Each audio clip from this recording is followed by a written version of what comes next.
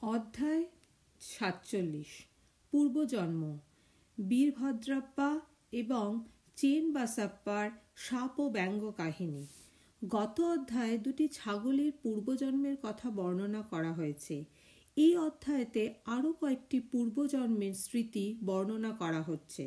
প্রস্তাবনা। হে ত্রিগুণাতীত জ্ঞানাবতার শ্রী সাই, তোমার মুখমণ্ডল কত সুন্দর। হে অন্তর্যামী, তোমার মুখের প্রভা ধন্য। সেটি ক্ষণিকের জন্য দেখলে পূর্বজন্মের সমস্ত দুঃখ নাশ হয়ে সুখের দ্বার খুলে যায়। কিন্তু হে আমার প্রিয় শ্রী সাই, যদি তুমি নিজের স্বাভাবিক এবং অহেতুক কৃপাদৃষ্টির আশীর্বাদ দাও, তবেই এরকমটি হওয়া সম্ভব। তোমার দৃষ্টিমাত্রই আমাদের কর্মবন্ধন ছিন্ন ভিন্ন হয়ে যায় এবং আমরা পরমানন্দ অনুভব করি। গঙ্গায় স্নান করলে সমস্ত পাপ নষ্ট হয়ে যায়, কিন্তু গঙ্গা মাও সন্তদের আগমনের জন্য সর্বদা উৎসুক হয়ে অপেক্ষা করেন যে কবে তারা এসে নিজেদের চরণধুলি দিয়ে তাকে পবিত্র করবেন। শ্রী সাই, তুমি তো সরচূড়ামণি, সন্তচূড়ামণি।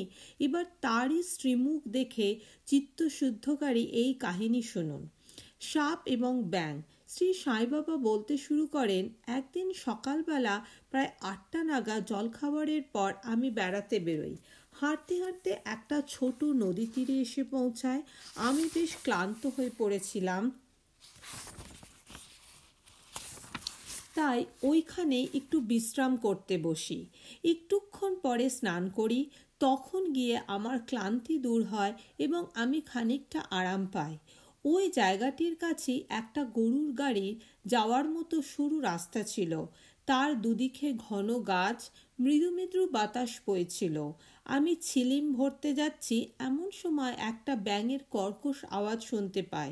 ঠিক সেই সময় একটি পথিক সেখানে এসে পৌঁছায় এবং আমাকে প্রণাম করে আমার কাছে এসে বসে। এরপর আমায় ওর বাড়িতে গিয়ে খেতে ও বিশ্রাম করতে অনুরোধ করে। সে নিজেই ছিলিমটি ধরিয়ে আমায় দিল। এমন সময় ব্যাঙের ডাক শুনে সে তার রহস্য জানবার জন্য উৎসুক হয়ে ওঠে। আমি ওকে জানাই একটা ব্যাঙ বিপদে পড়েছে এবং নিজের পূর্বজন্মের কর্মের ফল ভুগছে। পূর্বজন্মের কুকর্মের ফল এই জন্মে ভুগতেই হয়, অতএব এখন চেঁচিয়ে কিছু লাভ হবে না। এরপর লোকটি তামাক টেনে ছিলিমটি আমাকে দিয়ে বলে, একটু দেখি তো ব্যাপারটা কি। এই বলে সে উঠে দাঁড়ায়। তখন আমি ওকে জানাই যে একটা বড় সাপ ওই ব্যাঙটাকে নিজের মুখে ধরে রেখেছে, তাই ও চেঁচাচ্ছে। দুজনেই পূর্বজন্মে বেজায় বদমাশ ছিল, তাই এই জন্মে নিজেদের কর্মের ফল ভুগছে। আগন্তুক ঘটনাস্থলে গিয়ে দেখে যে সত্যি সত্যি একটা বিরাট সাপ একটা বড় ব্যাঙকে মুখে ধরে রেখেছে। ও ফিরে এসে আমায় জানায় যে কিছুক্ষণের মধ্যে সাপটা ব্যাঙটাকে গিলে ফেলবে। আমি বললাম, না, তা কখনোই হবে না। আমি ওর সংরক্ষক পিতা এবং এই সময় এখানেই উপস্থিত আছি। তবে সেই সাপের কি ক্ষমতা আছে যে সে ব্যাঙটাকে গিলে ফেলে? আমি কি শুধু শুধুই এখানে বসে আছি? এবার দেখো আমি কি করে ওকে রক্ষা করি। আবার ছিলিমে টান দিয়ে আমরা সেই স্থানে যাই। আগন্তুক ভয় পেয়ে সাপটির খুব কাছে যেতে আমায় মানা করে। আমি ওর কথায় কান্না দিয়ে এগিয়ে এলাম এবং দুজনকে বললাম, আরে বীরভদ্রাপ্পা, তোমার শত্রু ব্যাঙ হয়ে জন্মে উপযুক্ত শাস্তি পেয়ে যায়নি কি? ও ব্যাঙ হয়ে আর তুমি সাপ হয়ে জন্মে এখনো তার শত্রুতা করছো? কি লজ্জার কথা! যাও, ঘৃণা ছেড়ে শান্তিতে থাকো গে। এই কথা শুনে সাপটা তাড়াতাড়ি ব্যাঙটাকে ছেড়ে নদীতে ঝাঁপিয়ে পড়ে অদৃশ্য হয়ে যায়। ব্যাঙটাও লাফিয়ে পালায় এবং ঝোপে লুকিয়ে যায়। ওই পথকটি এসব দেখে খুবই অবাক হয়। সে বুঝে উঠতে পারে না যে আমার কথাগুলি শুনে সাপটা ব্যাঙটাকে ছেড়ে দিল কেন এবং বীরভদ্রাপ্পাকে ওদের শত্রুতার কারণ কি ছিল। এইসব প্রশ্নগুলি ওর মাথায় ঘুরছিল। আমি ওর সঙ্গে আবার ওই গাছটার নিচে ফিরে এলাম। দুজনে মিলে খানিকটা ছিলিম টেনে নিয়ে আমি তখন ওর কাছে এর সমস্ত রহস্য প্রকাশ করি। আমার বাড়ির থেকে প্রায় ৪-৫ মাইল দূরে একটা পবিত্র স্থানে মহাদেবের একটি মন্দির ছিল। মন্দিরটি অত্যন্ত জীর্ণ অবস্থা থেকে স্থানীয় লোকেরা সেটি মেরামত করবার জন্য কিছু চাঁদা তোলে। বেশ কিছু টাকা সংগ্রহ হয়ে যায় এবং সেখানে নিত্য পুজোর ব্যবস্থা করে মন্দির সংস্কারের পরিকল্পনা তৈরি করা হয়। একজন ধনী ব্যক্তিকে কোষাধ্যক্ষ নিযুক্ত করে তাকে সমস্ত কাজের ভার দেওয়া হয়। তার কাজ ছিল খরচপাতির যথোচিত বিবরণ রেখে সততার সঙ্গে হিসেব রাখা। কিন্তু শেঠ ছিল 1 নম্বরের কৃপণ। সে মেরামতের কাজে খুব কম টাকা খরচ করে, তাই কাজও সেই অনুপাতে হয়। সব টাকা সে আত্মসাৎ করে বসলো, নিজের কাছ থেকে একটা পয়সাও খরচ করলো না। ওর কথাবার্তা ছিল খুব মিষ্টি। কাজ যে কিছুই এগোচ্ছে না এই প্রশ্ন উঠলেই সে মিষ্টি কথায় লোকেদের ভুলিয়ে দিত। কাজটা আগের মতোই অসম্পূর্ণ থেকে যা। লোকেরা আবার সংগঠিত হয়ে ওর কাছে গিয়ে বলে, শেঠ সাহেব, দয়া করে কাজটা তাড়াতাড়ি শেষ করুন। আপনি চেষ্টা না করলে এই কাজটি শেষ হওয়া সম্ভব নয়। অতএব আপনি আবার পরিকল্পনাটি তৈরি করুন। আমরা আরও চাঁদা তুলে আপনাকে দেব। ওরা আবার চাঁদা তুলে শেঠকে দেয়। সে টাকাটা তো নিয়ে নেয়, কিন্তু আগের মতোই চুপচাপ বসে রইল। কিছুদিন পর ওর স্ত্রীকে মহাদেব স্বপ্নে দেখা দিয়ে বলেন, ওঠো, মন্দিরের চূড়াটি তৈরি করাও। তুমি যতটা টাকা এই কাজের জন্য ব্যয় করবে তার 100 গুণ আমি তোমায় দেব। এই স্বপ্নের কথা ও নিজের স্বামীকে বলে। শেঠ ভয় পেয়ে চিন্তায় পড়ে যায়। এই রকম কাজে তো অনেক টাকা খরচ হয়ে যাবে। তাই সে এই কথাটা হেসে উড়িয়ে দিয়ে বলে, এ নিছক স্বপ্ন, একেবারেই বিশ্বাসযোগ্য নয়। যদি সেরকম হতো তাহলে মহাদেব আমার সামনে আবির্ভূত হয়ে আমাকেই তো আদেশ দিতে পারতেন। আমি কি তোমার থেকে বেশি দূরে ছিলাম? এই স্বপ্ন শুভ না এবং স্বামী স্ত্রীর মধ্যে মন কষাকষি পাকিয়ে তুলবে। তাই তুমি এ বিষয়ে চুপ থাকো। ভগবান অনিচ্ছায় দেয়া দামি বস্তু বা অজস্র ধনের আশা কখনোই করেন নয়। তিনি তো প্রেম ও ভক্তি সহকারে দেয়া একটা তুচ্ছ তামার পয়সায় গ্রহণ করে নেন।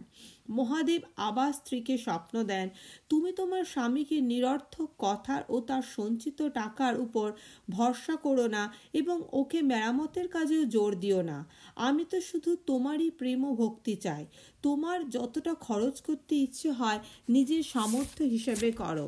স্ত্রীটি তখন তার বাবার দেওয়া গয়নাগুলি বিক্রি করবে ঠিক করে। এইবার কৃপণ শেঠ অশান্ত হয়ে ওঠে। সে ভগবানকেও ঠকাতে উদ্যত হয়। সে কেবল 1000 টাকায় স্ত্রীর সমস্ত গয়না নিজেই কিনে নেয় এবং একটা অনুর্বর জমি মন্দিরের জন্য দিয়ে দেয়। ও স্ত্রীও চুপচাপ সেটা স্বীকার করে নেয়। শেঠ যে জমির টুকরোটি দেয় সেটা ওর নিজের ছিল না। একটা গরিব মহিলা ডুবকি সে শেঠের কাছে 200 টাকা দিয়ে বন্ধক দিয়েছিল। অনেকদিন পর্যন্ত ঋণ শোধ করে জমি ছাড়াতে পারেনি। ওই ধূর্ত কৃপণ নিজের স্ত্রী, ডুবকি ও ভগবানকেও ঠকালো।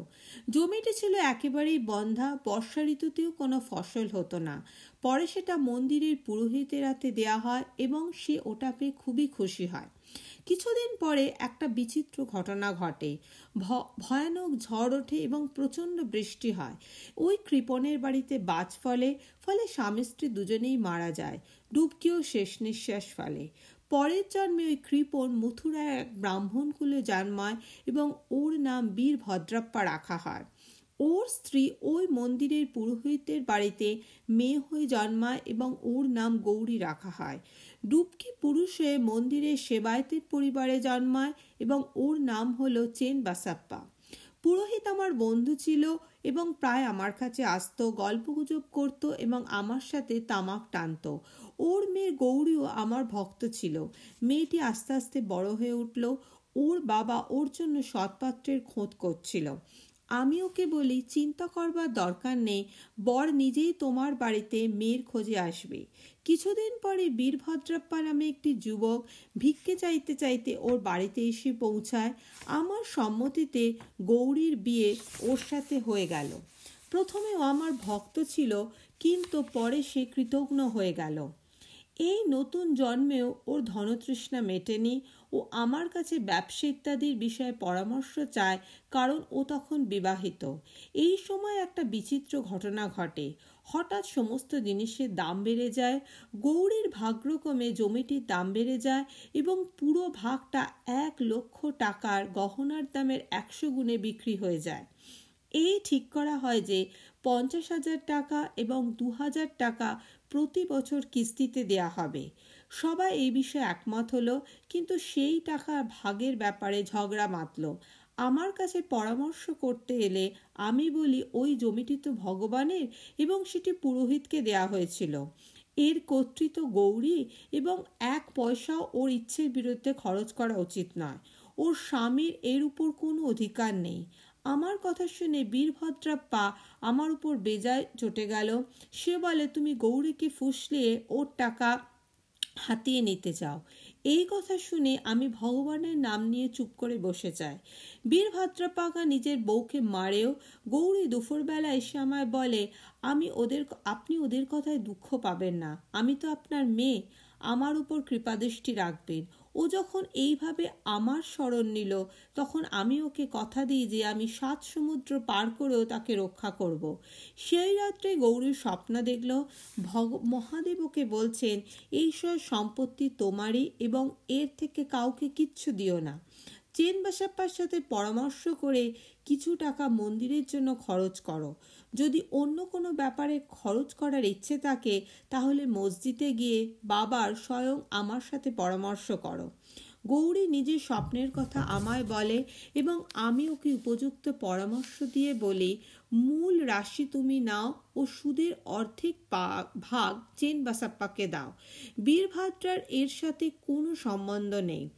আমার যখন এই সব কথা বলছিলাম, ঠিক সেই সময় বীরভদ্রাপ্পা ও চেনবাসাপ্পা ঝগড়া করতে করতে সেখানে এসে পৌঁছায়।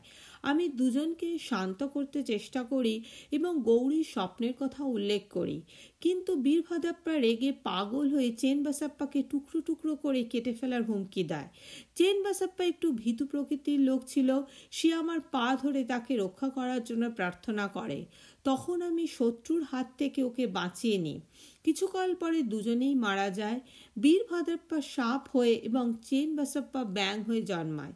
চেনবাসাপ্পার ডাক শুনে এবং পূর্ব প্রতিজ্ঞা স্মরণ করে আমি নিজের কর্তব্য পালন করি। বিপদের সময় ভগবান দৌড়ে নিজের ভক্তের কাছে যান। তিনি আমায় এখানে পাঠিয়ে চেনবাসাপ্পাকে বাঁচিয়ে দিলেন। এই সব ঐশ্বরিক লীলা। শিক্ষা। এই কাহিনীর শিক্ষা হলো যে যেরকম কর্ম করে সে সেরকমই ফল পায়। আগে ঋণ এবং অন্য লোকেদের সাথে দেয়া নেওয়া যতক্ষণ শোধ না হয় ততক্ষণ নিস্তার নেই। ধনতৃষ্ণা মানুষের পতনের কারণ হয়ে দাঁড়ায় এবং শেষে এর জন্যই বিনাশ ঘটে। শ্রী সাইনাথার্পণ নমস্তু। শুভম ভবতু।